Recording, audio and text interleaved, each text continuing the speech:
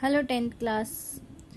भारत में कृषि इसका सेकंड पार्ट पेय पदार्थ से हम अभी पढ़ेंगे। तो पेय पदार्थ में पहला है चाय। कल हमने कृषि के प्रकार और उनके मतलब किस आधार पर उनको बांटा गया वह सब पढ़ा। आज हम फिर फसलों के बारे में भी पढ़ा, जैसे कि धान, गेहूँ, मक्का वगैरह। आज हम पेय पदार्थ यानी कि पीने योग्य पदार्थ जैसे चाय, कॉफ़ी, कोको। तो पहला है हमारा चाय। चाय उष्ण एवं समशीतोष्ण कटिबंधीय पौधा है। इसके पौधे के पत्तों एवं कोमल कोपलों की प्रक्रिया कर उसे चाय की पत्ती या भूकी का पेय के रूप में उपयोग होता है। चीन के बाद भारत चाय का सबसे अधिक उत्पादन करता है। श्रीलंका, चीन एवं भारत चाय का निर्यात करने वाले मुख्य देश है। चाय की फसल के लिए पानी सरलता से बह जाए ऐसी ढलान वाली तथा लौह तत्व वाली जमीन, 20 डिग्री से 30 डिग्री सेल्सियस तापमान एवं 200 सेंटीमीटर तक वर्षा को वर्ष पर्यंत पड़ने वाली फुहारों की आवश्यकता होती है। मतलब चाय के लिए पानी की आवश्यकता बहुत होती है और उसके लिए टेम्परेचर 20 डिग्री से 30 डिग्री सेल्सियस होना चाहिए और ढलान वाली ज़मीन होनी चाहिए। भारत में चाय असम, पश्चिमी बंगाल, उत्तराखंड, उत्तर प्रदेश, तमिलनाडु, कर्नाटक में अधिक होती है। असम एवं पश्चिमी बंगाल देश की 75% चाय का उत्पादन करते हैं। चाय के पौधों से पत्तियों को कुशलता पूर्वक चुना जाता है, फिर उन पत्तियों को सुखा के बारीक वो चाय पत्ती बनाई जाती है। अब है कॉफ़ी। कॉफ़ी की फसल को पहाड़ी ढालों पर सूर्य की सीधी धूप न पड़े इस तरह से बड़े वृक्षों की छाया में उगाया जाता है। मतलब सूर्य की एकदम सीधी किरणें नहीं पड़नी चाहिए, ठीक है। उस टाइप से उसको उगाया जाता है बड़े बड़े पेड़ों के नीचे। कॉफी की फसल को 150 से 200 सेंटीमीटर वर्षा एवं 15 डिग्री से 28 डिग्री सेल्सियस तापमान एवं पर्वतीय ढलान वाली जमीन अनुकूल आती है। भारत में कर्नाटक, केरल, तमिलनाडु में कॉफी का अधिक उत्पादन होता है। कर्नाटक का कुर्ग प्रदेश कॉफी के अधिक उत्पादन के लिए जाना जाता है। कॉफी के फल को एकत्रित कर उसे बीज को निकाल कर उसे प्रक्रिया कर पीस कर उसका पेय के रूप में उपयोग होता है। अब है कोको। कोको वृक्ष के फल के बीज से कोको तैयार किया जाता है। कोको पेय पदार्थ है। इसमें से चॉकलेट भी बनाई जाती है। इसे गर्म, नमीयुक्त जलवायु और अधिक वर्षा की आवश्यकता होती है। अफ्रीकी देश इसके मुख्य उत्पादक देश है। भारत के केरल, कर्नाटक, आंध्र प्रदेश एवं तमिलनाडु कोको की में उत्पादन एवं बुवाई बढ़ रही है। अब है नकदी फसलें। कपास। कपास खरीफ फसल है। भारत एवं गुजरात में नकदी फसल के रूप में कपास का मुख्य स्थान है। विश्व स्तर पर भारत कपास के उत्पादन, उपयोग एवं निर्यात में दूसरे स्थान पर है। कपास के पौधों में से रुई का उत्पादन प्राप्त किया जाता है। ये रुई भारत में सफेद सोने के रूप में पहचानी जाती है। अंडरलाइन कर लीजिए, रुई को सफेद सोना कहते हैं। तत्पुरांत कपास का तेल खाद्य तेल के रूप में एवं कपास की खली दुधारू पशुओं के भोजन आहार के रूप में उपयोगी है। कपास को लंबे समय तक नमी का संग्रह कर ऐसी लावा की काली और खनिज द्रव्यों वाली जमीन, गर्म एवं नमी युक्त जलवायु, 20 डिग्री से 35 डिग्री सेल्सियस तापमान एवं 30 से 70 सेंटीमीटर वर्षा अनुकूल आती है। कपास के फसल का समय अंतराल 6 से 8 महीने का होता है। मतलब 2 बार कर सकते कपास की खेती हम। हिम से कपास की फसल को नुकसान होता है, जैसे पाला पड़ना, ऐसा होता है ना, ओलावृष्टि होना। भारत में गुजरात, महाराष्ट्र, तेलंगाना, कर्नाटक, आंध्र प्रदेश, हरियाणा, राजस्थान, पंजाब, तमिलनाडु एवं ओडिशा आदि मुख्य उत्पादक राज्य है। गुजरात के किसानों ने वीटी कपास के बीजों को अपना लिया। इसे बुवाई क्षेत्र, कुल उत्पादन तथा गुणवत्ता में गुजरात राज्य समग्र देश में प्रथम स्थान पर है वीटी कपास के रूप में, ठीक है। गुजरात में सुरेंद्रनगर, राजकोट, वडोदरा, अहमदाबाद, साबरकांठा, महसाणा, बोटाद, भरूच, खेड़ा, सूरत, पंचमहल, अमरेली, भावनगर, पाटन, जूनागढ़, जामनगर आदि जिलों में कपास का उत्पादन अधिक होता है। अब है गन्ना, सुगर केन। गन्ना भारत की मुख्य फसल है। बुवाई की दृष्टि से विश्व में गन्ने की सबसे अधिक बुवाई भारत में होती है। उत्पादन में ब्राजील के बाद भारत का क्रम है। गन्ने में से चीनी, गुड़, खांडसरी तथा इथेनॉल बनता है। गन्ने की फसल के लिए लावा की नदियों के काफ वाली उपजाऊ जमीन, गर्म एवं नमीयुक्त जलवायु, 21 डिग्री से 27 डिग्री सेल्सियस तापमान और 75 सेंटीमीटर से 100 सेंटीमीटर वर्षा आवश्यक है। कम वर्षा वाले विस्तारों में सिंचाई से ये फसल ली जाती है। भारत में उत्तर प्रदेश, महाराष्ट्र, तमिलनाडु, कर्नाटक, आंध्र प्रदेश, गुजरात आदि गन्ना उगाने वाले मुख्य राज्य है। गन्ने की बुवाई में उत्तर प्रदेश अग्रसर है, परंतु चीनी के उत्पादन में महाराष्ट्र प्रथम क्रम पर है। मतलब ज़्यादा फैक्ट्रीज महाराष्ट्र में शक्कर बनाने की। गुजरात में, दक्षिणी गुजरात एवं सौराष्ट्र में गन्ना अधिक होता है। पटसन एक प्रकार की जूट जिसे बोलते हैं हम, इससे सब मतलब ये इस तरीके से सजावटी चीज़ें और डोरियाँ वगैरह बनाई जाती है। पटसन के उत्पादन में भारत वर्तमान में प्रथम क्रम पर है। पटसन के रेशों को गोल्डन फाइबर कहते हैं। पटसन से टाट, बोरा, कॉलिन, रस्सी, थैलियाँ, चप्पलें, हस्तकला, कारीगरी के नमूने आदि बनते हैं। पटसन उद्योग में भारत की बांग्लादेश के सस्ते श्रम से स्पर्धा है। पटसन की फसल को नदियों के मुख्य त्रिकोण प्रदेश की, जहाँ हर वर्ष नया काम बीजता है, ऐसी उपजाऊ जमीन, गर्म नमी युक्त जलवायु, 30 डिग्री से 40 डिग्री सेल्सियस तापमान एवं 100 डिग्री सेंटीमीटर से अधिक वर्षा आवश्यक है। भारत में पश्चिमी बंगाल में गंगा के मुक्त त्रिकोण का प्रदेश, असम, बिहार, ओडिशा एवं उत्तर प्रदेश में पटसन का उत्पादन अधिक होता है। अब है तंबाकू। तंबाकू खरीफ फसल है। तंबाकू की फसल के लिए रेतीली दोमट मिट्टी की जमीन, 20 डिग्री सेंटीग्रेड तक तापमान एवं 100 सेंटीमीटर तक वर्षा अधिक अनुकूल आती है।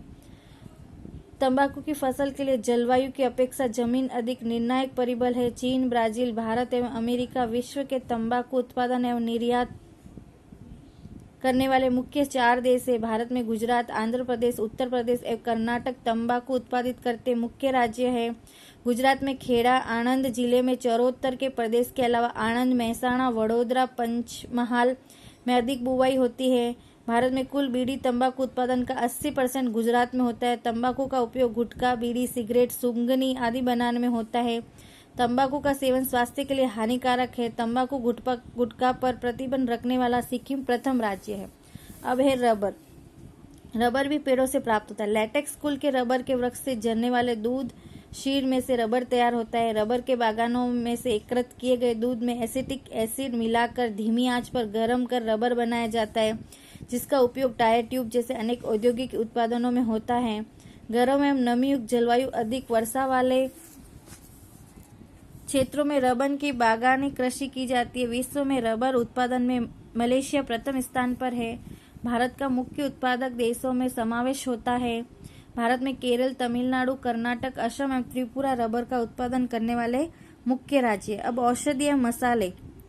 जीरा, सौंफ, इसबगोल के उत्पादन में गुजरात विश्व में प्रथम स्थान पर है। इसके उपरांत धनिया, मेथी, राई, सूमा, अजवाइन के उत्पादन एवं निर्यात में भारत आगे है। विश्व के कुल मसाला उत्पादन में भारत का हिस्सा लगभग 35% जितना है।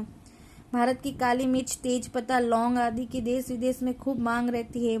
गुजरात में अश्वगंधा, तुलसी, करियाता, माड़ी आवल, सफेद मूसली, मधुनाशिनी, अशोक गरमर, लीडी, पीपर, गिलोय, कुवार फटा आदि औषधीय फसल एवं सुगंधित फसलों में पुदीना, मेथोल, पामरोजाल, लेमन ग्रास का समावेश किया जा सकता है। फल, साग सब्जी, फूलों की खेती। विश्व में भारत फलों के उत्पादन में चीन के बाद द्वितीय क्रम पर है। भारत में केला, आम, सेब, अंगूर, नाशपाती, नारंगी आदि की खेती होती है। केला तमिलनाडु, गुजरात, महाराष्ट्र तो सेब जम्मू कश्मीर, हिमाचल प्रदेश में तथा अंगूर उत्तराखंड, महाराष्ट्र, हिमाचल प्रदेश, जम्मू कश्मीर, पंजाब, तमिलनाडु एवं आंध्र प्रदेश में होता है। भारत में अंगूर का उत्पादन मांग की अपेक्षा कम होने से इसका अफगानिस्तान, पाकिस्तान और ऑस्ट्रेलिया से आयात करते हैं। फूलों में गुलाब, जूही, मोगरा, गेंदा आदि की खेती। इसके उपरांत विविध साग सब्जी की खेती भी होती है। इस तरह भारत में विविध प्रकार की फसलें होती हैं। जानने योग्य।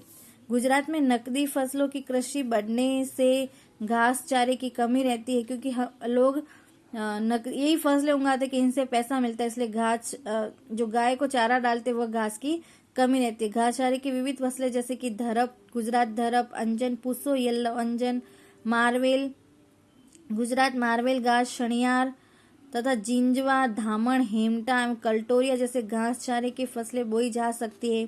सामान्य रूप से सभी घास चारा फसलों की कटाई अक्टूबर महीने में अर्थात बुवाई के 4 महीने बाद ही करनी चाहिए। अब कृषि में तकनीकी एवं संस्थागत सुधार। पहले के समय में हंसिए, कुंदाल, फावड़े, हल, बोला, बुवाई यंत्र एवं बैलगाड़ियों से कम एवं सादे साधनों द्वारा कृषि कार्य किया जाता। पहले यही सब होता था, जो भी कृषि का कार्य करते थे तो किसान के पास ये सब होता था। बस अब इसमें आधुनिक उपकरणों ने प्रवेश किया, जैसे ट्रैक्टर्स, ट्रेलर्स, रोटावेटर सबसे सामान्य है। तदुपरांत गेहूं की कटाई के लिए पहले थ्रेसर्स और उसके बाद हार्वेस्टर जैसे आधुनिक उपकरण उपयोग में आने लगे। इसके सिवाय रासायनिक खादें, उन्नत बीज, बीटी बीज, बायोटेक्नोलॉजी बीज यानी कि जो साइंटिस्ट लोगों ने बनाए, जंतुनाशक दवाएं तथा टपक यानी कि बूंद बूंद सिंचाई वाली प्रणाली अपना के ग्रीन हाउस आदि का उपयोग बढ़ा है। तकनीकी सुधार। भारत में कृषि क्षेत्र में बीज, खाद एवं कृषि साधनों में आए परिवर्तनों को तकनीकी सुधार कहते हैं। सिंचाई के लिए पहले कोस, रहट का उपयोग होता था, अब सब सरबील अथवा मोनोब्लॉक पंप, सोलर पंप, टपक सिंचाई एवं कुआरा पद्धति का उपयोग होता है। DAP, di ammonia phosphate, NPK, nitrogen, phosphorus, potash, urea, रासायनिक खाद, जैविक, ये याद रखना, इनके शॉर्ट फॉर्म पूछी जाती है, मतलब इसकी फुल फॉर्म बताओ। प्रवाही जैविक खाद, बायोटेक बीज आदि का उपयोग होता है। किसान फसल की सुरक्षा के लिए जंतुनाशक दवाओं तथा जैविक नियंत्रण का उपयोग करने लगा है। सरकारों द्वारा किसानों को रेडियो, टीवी, समाचार पत्र, डीडी किसान चैनल, मोबाइल पर किसान एसएमएस, टोल फ्री नंबर 1800-180-1551, किसान कॉल सेंटर, सरकारी किसान वेब पोर्टल, किसान तथा एग्री मार्केट जैसे मोबाइल रूप द्वारा लगातार जानकारी, नई तकनीक एवं मार्गदर्शन दिया जाता है। ग्रामीण क्षेत्रों में कृषि संसाधनों एवं नई तकनीकी का प्रसार ग्राम सेवकों द्वारा किसानों तक पहुंचाया जाता है। सरकार ने प्रत्येक जिले में केंद्र पर किसान प्रशिक्षण केंद्र की भी स्थापना की है। ठीक है, मतलब जिसको खेती करना नहीं आता है वहां जाके वो ट्रेनिंग ले सकते हैं, जहाँ किसान प्रशिक्षित किए जाते हैं। गुजरात में कृषि मेले द्वारा किसानों को अद्यतन जानकारी और मार्गदर्शन दिया जाता है। मेले लगाकर भी उनको सारी जानकारी दी जाती है। प्रत्येक राज्य में कृषि यूनिवर्सिटी एवं कृषि महाविद्यालयों की स्थापना की गई है। गुजरात में दांतीवाड़ा, जूनागढ़, आणंद एवं नवसारी में कृषि यूनिवर्सिटियों की स्थापना की गई है। वे कृषि के क्षेत्रों में नवीन संशोधन करती है एवं कृषि विशेषज्ञ तैयार करती है, यानी कि खेती के विशेषज्ञ जो होते हैं वो। इसके उपरांत कृषि क्षेत्र में संशोधन करने वाली संस्था आईसीएआर, जो मतलब जमीन के प्रकार बताए थे, आगे वाले चैप्टर में हमने पढ़ा था ना, Indian counselling for agriculture research, और DARE, department of agriculture research and education आदि संस्थाएं राष्ट्रीय स्तर पर कार्यरत है। मतलब ये देश के स्तर पर कार्य करती है। संस्थागत सुधार। भारत में जमीन का मालिकाना, कृषि ऋण एवं कृषि उत्पादनों की बिक्री में हुए सुधारों को संस्थागत सुधार कहा जाता है। सरकार ने जमींदारी प्रथा खत्म कर किसानों का शोषण रोका है, क्योंकि पहले जमींदारी प्रथा थी और किसान उसको मतलब ऋण पे लेके खेती करते थे, जोते उसकी जमीन। कानून द्वारा कृषक को जमीन का सही मालिकाना हक दिया। भू जोतों की मर्यादा कानून द्वारा एवं राष्ट्रीयकृत एवं सहकारी बैंकों द्वारा आर्थिक मदद के लिए कृषि ऋण दिया जाता है। किसान क्रेडिट कार्ड द्वारा एवं राष्ट्रीयकृत एवं सहकारी बैंकों द्वारा आर्थिक मदद के लिए कृषि ऋण दिया जाता है। सरकार बीज, खाद तथा जंतुनाशकों को खरीदने के लिए सब्सिडी एवं आर्थिक मदद करती है। प्रधानमंत्री फसल बीमा योजना द्वारा किसानों को कृषि फसलों का बीमा कवच दिया जाता है। अकाल या अतिवृष्टि के समय फसल बर्बाद होने पर सरकार द्वारा किसानों को आर्थिक सहायता दी जाती है। मार्केट यार्डों में कृषि उत्पादनों की बिक्री में कानूनन व्यवस्थाएं करके खुली नीलामी की प्रक्रिया को व्यापक बनाया गया है। किसानों को कृषि उत्पादन, पोषण, श्रम, कीमत मिलती रहे, इसके लिए सरकारी मंडलियां, खरीद विक्रय संघ, सहकारी स्तर पर गोदाम, शीतगृह, परिवहन एवं दूध संसार की सुविधा दी गई। मतलब ये उनका जो अनाज हो वो खराब नहीं हो, इसलिए सारी सुविधाएं की गई है। किसानों से कृषि उत्पादन सरकार द्वारा निश्चित पोषण सम सहायकों भाव पर खरीद करने के लिए निम्नलिखित संस्थाएं कार्यरत है। मतलब जो किसान अनाज पैदा करता है उसको खरीदने के लिए निम्न संस्था है, उनके माध्यम से हम अपना अनाज बेच सकते हैं। भारतीय राष्ट्रीय कृषि सहकारी विपणन संघ, गुजरात तिलहन उत्पादन संघ, राष्ट्रीय डेयरी विकास निगम। अब है हरित क्रांति, मैंने आपको कल बताया था हरित क्रांति के बारे में। हमारे देश में 1960 के दशक में कृषि क्षेत्र में हरित क्रांति हुई। इसके पहले ऐसा समय था कि जब भारत में अनाज की तीव्र कमी थी, एक मुख्य कृषि प्रधान देश को अनाज की आयात करनी पड़ती, यानी बाहर से मंगाना पड़ता था। ऐसा परावलंबी परिस्थिति के सामने देश लड़ रहा था।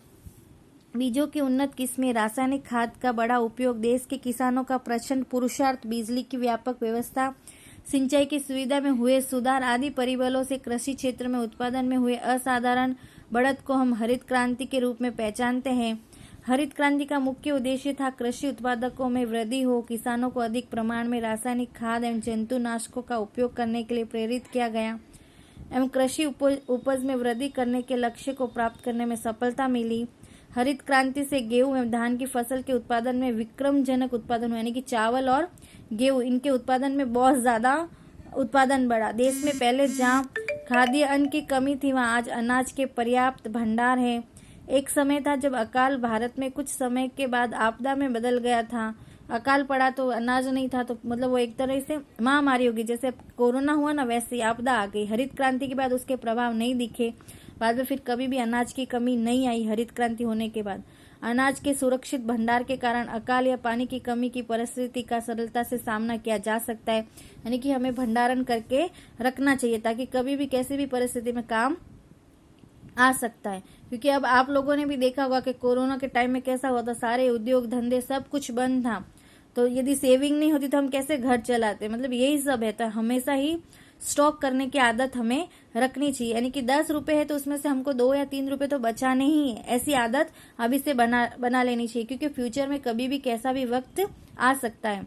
अन्न के क्षेत्र में देश का स्वावलंबन हरित क्रांति का सीमा छीन रूप ऐतिहासिक सिद्धि है।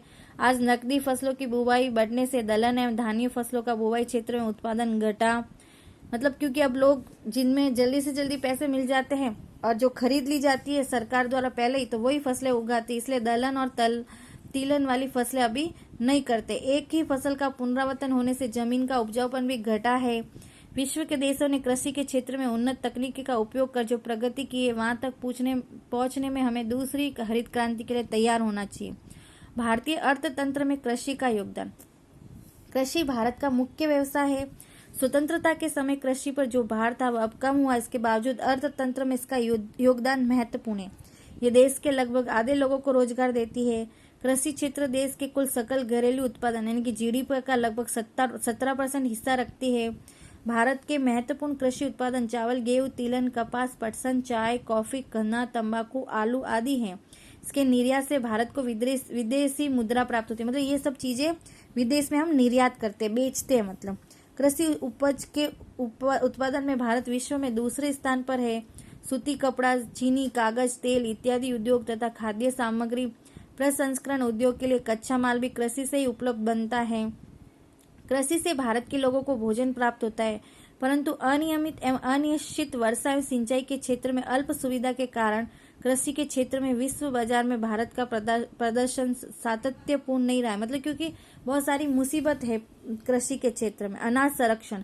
आज किसी भी देश के लिए अन्न सुरक्षा आवश्यक है। यदि अनाज की मांग बढ़ती है, अन्न बड़े पैमाने पर आयात करनी पड़ती है, तो उस देश की राजनीतिक स्वतंत्रता खतरे में पड़ सकती है। क्योंकि यदि आपके पास अन्न ही नहीं है, आपको बाहर से मंगाना पड़ सकता है, तो फिर आपके कोई मतलब आपका देश किसी काम का नहीं है। हरित क्रांति के कारण हम अनाज उत्पादन में स्वावलंबी बने। अनाज उत्पादन में वृद्धि के साथ देश की जनसंख्या में भी वृद्धि हुई। 1951 में देश की जनसंख्या 36 करोड़ 10 लाख थी, परंतु आज 125 करोड़ से अधिक है। इससे अनाज की मांग भी बढ़ी है। इसके बावजूद हमारे देश में पिछले 5 वर्षों में अनाज का उत्पादन बढ़ा है। 1950 से 51 में भारत में 51 करोड़ टन अनाज उत्पादन हुआ था, जो बढ़कर 2013-14 में विक्रम स्तर पर यानी कि 265.4 करोड़ टन हुआ। 51 से इतना बढ़ गया। आज हमारे पास इतना अनाज है कि देश की न्यूनतम आवश्यकता पूरी की जा सकती। इस भंडार को बनाए रखना, इसमें वृद्धि करना आवश्यक है। अनाज का सुरक्षित भंडार खड़ा कर अकाल या अनाज के कम उत्पादन के समय अनाज की तंगी को रोका जा सकता है। अनाज के गोदामों में रहे अनाज को सुरक्षित की वैज्ञानिक पद्धति अपनाकर अनाज का बिगाड़ होने से बचाया जा सकता है। ये अनाज हजारों गरीब परिवारों को मुफ्त देकर भूख मिटाई जा सकती है। अनाज का बिगाड़ रोकना समय की आवश्यक मांग है। अनाज के संग्रहण एवं प्रबंधन की व्यवस्था सुदृढ़ करनी अत्यंत आवश्यक है। सरकार खाद्य सुरक्षा कानून द्वारा गरीबों तक अनाज पहुंचाने की व्यवस्था कर एक अच्छी शुरुआत की है।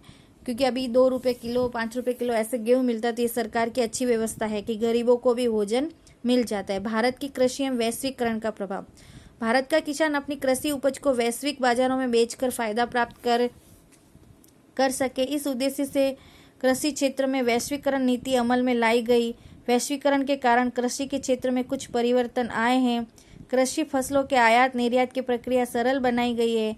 गुजरात में से कपास, मिर्च, तिल चीन के बाजारों में, विश्व के विविध फल भारतीय बाजारों में मिल रहे हैं।